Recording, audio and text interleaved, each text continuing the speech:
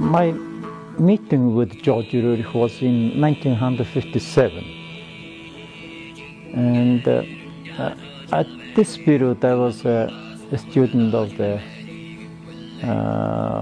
Institute for Oriental Studies of the Russian Academy of Science, and I was looking for my professor to learn Tibetan and Sanskrit, and also to be guided in writing my doctor's thesis.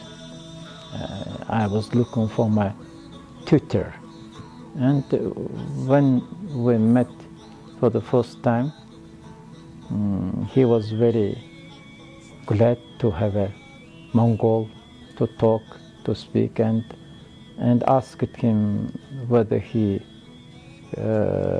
could agree to be my tutor.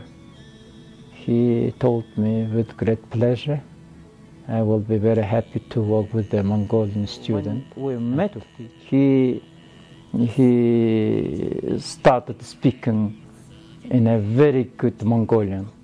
Yeah, and the first meeting took almost 2 hours, I think so, because he was very much interested in Mongolia and was very happy to speak Mongolian with the Mongolian.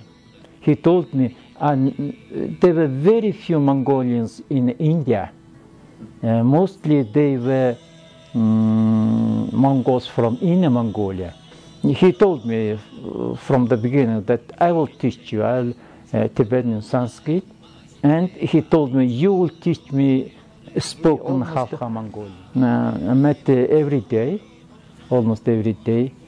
By the way, the first book which was given to me by Professor Mapai, my professor, was the Blue Annals, written by Shonobal. This is a very good chronicle of the 15th century, I would say, yeah, 15th century Shonobal. And he recommended me to read the original Tibetan with comparing with the English one. And he even joked that you will find a lot of mistakes, errors. Then it will be very good. Tell me, please. It was I would say, the first chronicle which I had ever read, both in English and Tibetan.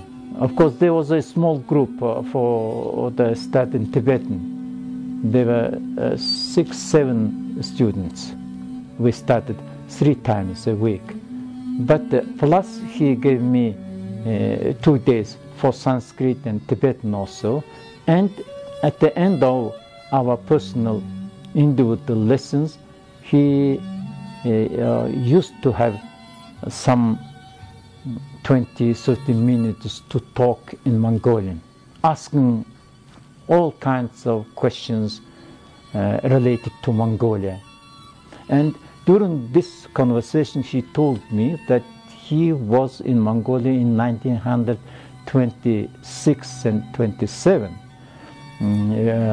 with his father's expedition. And it was at that period I found out that there was a big expedition in Mongolia in 1920s, Mongolia and Central Asian Roerich expedition, and I learned about Nicholas Roerich and found out many things about Nicholas Roerich as a great painter. And since this period, I started to be interested in Nicholas Roerich and his works on Mongolia. He had a very good library, by the way. He came to Russia with his big library, and of course, he told me that it was thanks to Khrushchev, because Khrushchev agreed to pay for everything, for his library and for his travel from India to Russia. And so thanks to him, I came with my library. He was had a very rich library, and many books in Tibetan and Mongolian and in all Western languages. And almost since I met with George Roerich, I had no need to go to libraries in Moscow. And at this period, I started to get acquainted with the Western books on Tibet. This library was left and it was given as a gift to the Institute for Asian Studies, Oriental Studies. Of course, from his library was given to the institute, and there was a George Roerich's cabinet at the institute. I think it is still functioning. You've also met Nicholas Roerich's other son, Svetoslav. Yes, I met with him 2 times, I think. Yeah, 2 times, yeah.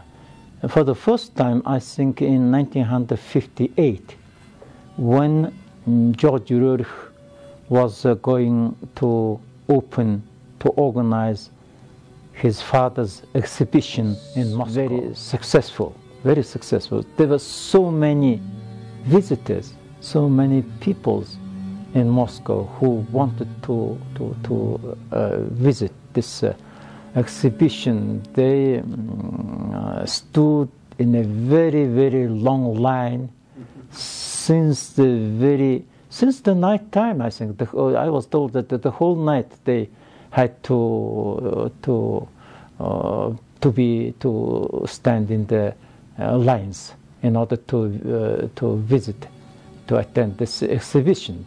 And what surprised me is that there were so many old people like to meet with George Roerich, and standing around him, so happy to meet with the son of Nicholas Roerich. And it seemed to me some old people knew him so well, and they were so happy to meet with Nicholas Roerich's son. I remember he was surrounded by a group of people, old people. I remember standing in the center of the exhibition, and many people coming up to him and to say good words and so on. In Moscow. He died in Moscow. He was living in Moscow, and I studied under his tutorship for 3 years, from 57 and 60. And he died just 1 month before my defending my doctor's thesis. Yeah, he died in May. I defended my thesis in June. Many Russians I've met speak about his death as though it were some kind of government conspiracy. You know, it is very, very difficult to say, but I heard about these rumors, of course.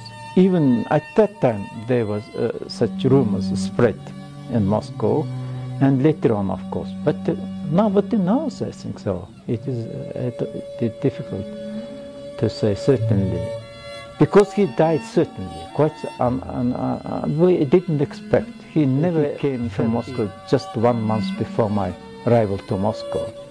Yeah, it was a happy fate, I would say. Very happy period, for me, at least, yeah.